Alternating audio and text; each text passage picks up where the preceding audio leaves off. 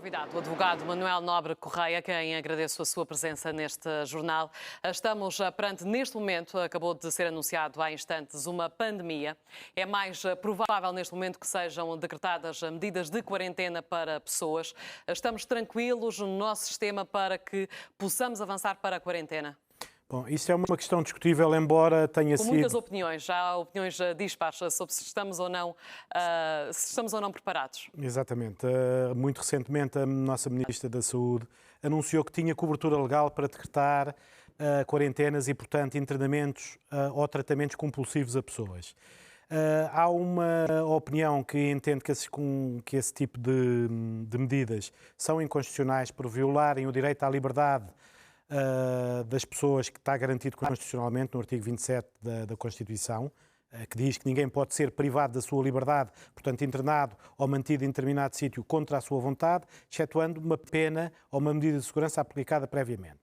No entanto, existe outro princípio constitucional, que é o direito à proteção da saúde, que é também garantido pelo artigo 64 da Constituição, o qual diz que toda a gente tem direito a ser protegido na sua saúde. Portanto, há aqui dois preceitos constitucionais a brigarem.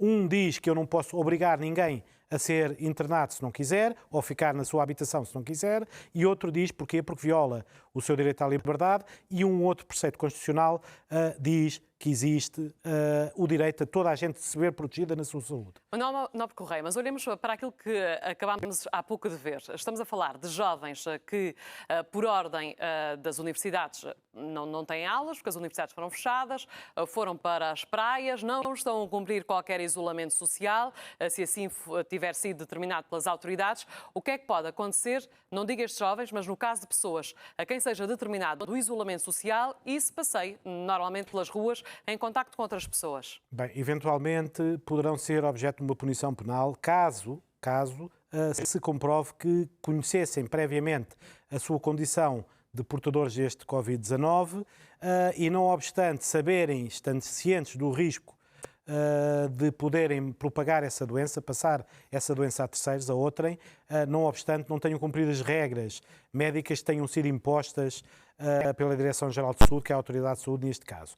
O artigo 283 do Código Penal determina precisamente uma pena de prisão de 1 a 8 anos a quem conscientemente que está doente e que, portanto, pode vir com essa doença, vir a contagiar terceiros, pode, inclusive, ser punido criminalmente. Mas a pessoa pode sempre alegar que não sabia que estava doente. Exatamente. Quando a pessoa não saiba, mas devesse saber, por exemplo, foi ao hospital, fez os exames, recebeu os exames num papel fechado, não o abriu e continuou a fazer a sua vida normal, está a agir com negligência. Porquê?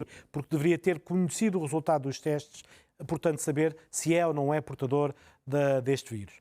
No entanto, há uma possibilidade de atenuação especial da pena ou até dispensa de pena, no artigo 285 do Código Penal, quando estas pessoas, apesar de terem inicialmente adotado esta conduta que é contrária à lei penal, tenham, não obstante, mais tarde acatada as determinações da autoridade competente, tenham, por exemplo, ido para o isolamento, ido para uma quarentena e não se tenha verificado qualquer consequência grave para a vida ou para a saúde alheia dessa sua conduta ilícita.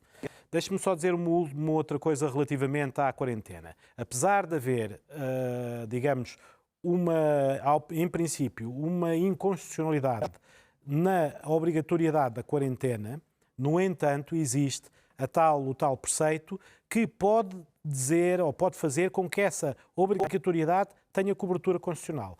E a Lei de Bases da Saúde, a Lei Base número 34, número 2, se não me engano, a linha H, diz que a Autoridade de Saúde, que neste caso é a Direção-Geral de Saúde, portanto, a Diretora-Geral de Saúde, Graça Freitas, podem determinar o internamento ou o tratamento compulsivo caso se verifique um perigo grave e iminente para a saúde pública.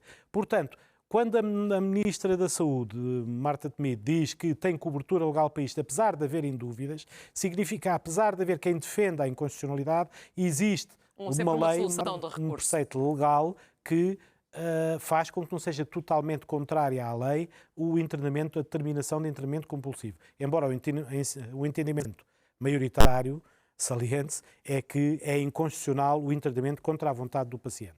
Manuel Nobre Correia, agradeço as suas explicações Muito aqui obrigado, nesta tarde informativa da TV25.